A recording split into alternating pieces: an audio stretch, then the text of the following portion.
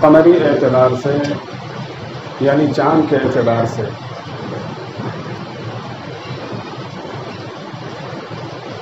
ہم لوگ 1 سال مکمل کر چکے ہیں 1445 ہجری،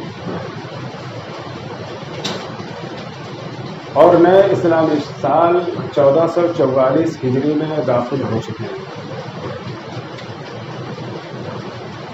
جس کا سب سے پہلا مہینہ محرم الحرام ہے، جو ہجرت مدینہ کی یادگار ہے۔ اسی وجہ سے اسے اسلامی سال بھی کہا جاتا ہے۔ آپ بخوبی جانتے ہیں کہ اس دنیا کے اندر کئی طرح کے کیلنڈر چل رہے ہیں، لیکن ان میں سب سے مشہور و معروف کیلنڈر ہجری اور عیسوی ہے۔ ہجری کیلنڈر اسلامی کیلنڈر کہلاتا ہے۔ ہم مسلمانوں کے درمیان پرانے زمانے سے تاریخ لکھنے کا رواج چلا آ رہا ہے، لیکن سال نہیں لکھا جاتا تھا، صرف مہینہ اور تاریخ لکھا جاتا تھا، جس کی وجہ سے حکومت کے کاموں میں بڑی پریشانیاں آتی تھیں۔ ایک مرتبہ حضرت عمر بن خطاب رضی اللہ تعالی عنہ کے سامنے ایک سرکاری دستاویز آیا، سرکاری اپلیکیشن آیا، جس کے اندر صرف شعبان لکھا ہوا تھا، سال نہیں لکھا تھا۔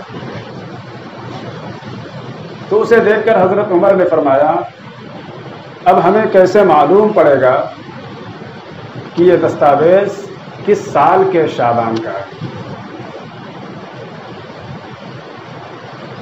ابھی تک صرف مہینہ اور تاریخ لکھا جاتا تھا، سال نہیں لکھا جاتا تھا۔ تو حضرت عمر نے فرمایا سال بھی لکھا جانا چاہیے۔ اس لیے آپ نے صحابہ کرام کو اکٹھا فرمایا اور ہر ایک سے مشورہ طلب کیا۔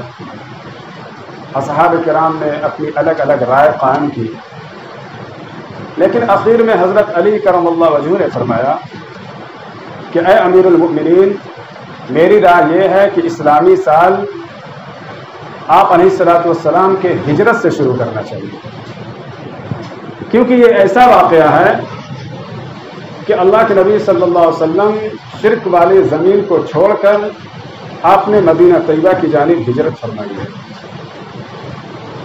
حضرت عمر بن خطاب رضی اللہ تعالیٰ عنہ کو حضرت علی رضی اللہ عنہ کی یہ رائے بہت پسند آئی۔ اسی وقت سے ہجری سال کا لکھا جانا شروع ہو گیا۔ یہ ہے اسلامی سال کے تاریخ کا پس منظر۔ لیکن ہمارے اور آپ کے ذہن میں ایک سوال پیدا ہوتا ہے۔ سوال یہ پیدا ہوتا ہے بالآخر ہجری سال سے اسلامی سال کے شروع کرنے کا مقصد کیا تھا؟ اور بھی بہت سی تاریخیں اسلام میں ہیں، غزوہ خندق ہے، غزوہ بدر ہے، غزوہ خیبر ہے، بہت ساری جنگیں ہوئی ہیں۔ کسی بھی تاریخ کو پکڑ لیا جاتا اور وہاں سے سال شروع کر دیا جاتا، لیکن ہجری سال سے اسلامی سال کے شروع کرنے کا مقصد کیا تھا؟ مقصد صرف یہی تھا کہ قیامت تک آنے والے سارے مسلمانوں کو اس بات کا پیغام دیا جائے کہ اے مسلمانوں، تمہارے پاس ایمان کی، اسلام کی ایک ایسی عظیم دولت ہے کہ جس کی حفاظت کے لیے، جس کے تحفظ کے لیے، جس کے پروٹیکشن کے لیے اگر تمہیں اپنے جان کی، مال کی، عزت کی، آبرو کی قربانی دینا پڑے اور اپنے وطن کو چھوڑنا پڑے، تو اے مسلمانوں، دین و ایمان کی حفاظت کے لیے اپنے جان و مال کی قربانی دے دینا، عزت و آبرو کی قربانی دے دینا، حتیٰ کہ اپنے وطن کو بھی چھوڑ دینا، لیکن اپنے دین و ایمان پر کسی قسم کا آنچ نہ آنے دینا۔ یہ مقصد تھا ہجری سال سے اسلامی سال کی شروع کرنی ہے۔ ایک بار درود پاک پڑھیں۔ اللہم صلی علی سیدنا و شفیعنا حبیبنا محمد و علی سیدنا محمد۔ میرے معزز سامعین، ہم لوگ 1443 ہجری مکمل کر چکے ہیں۔ پورا ایک سال ہمارا گزر گیا اور نئے اسلامی سال 1444 ہجری میں داخل ہو چکے ہیں۔ اب ہمیں یہاں یہ سوچنا ہے، یہ غور کرنا ہے کہ ہمارا یہ پورا سال گزر گیا، اس میں ہم نے کیا پایا، کیا کھویا۔ ہم نے اپنی زندگی کے کتنے لمحات کو اللہ کی اطاعت میں، اللہ کی فرما برداری میں اور نبی علیہ الصلوۃ والسلام کی سنت پر عمل کرنے میں اور عبادت و ریاضت میں گزارا، اور اپنی زندگی کے کتنے لمحات کو ہم نے گناہوں میں، معصیت میں اور اللہ کی نافرمانی میں گزارا۔ اس پہلو پر ہمیں غور کرنا چاہیے کہ ہمارا پورا ایک سال گزر گیا اور پورے سال میں کتنے دن ہمارے عبادت میں گزرے اور کتنے دن نافرمانی میں گزرے، کتنے دن اللہ کے احکام پر عمل کرنے میں گزرے اور کتنے دن نبی علیہ الصلوۃ والسلام کی سنتوں کو چھوڑنے میں گزرے، کتنے دن ہمارے عبادت و ریاضت میں گزرے اور کتنے دن ہمارے غفلت میں گزرے۔ اس پر ہمیں غور کرنا چاہیے۔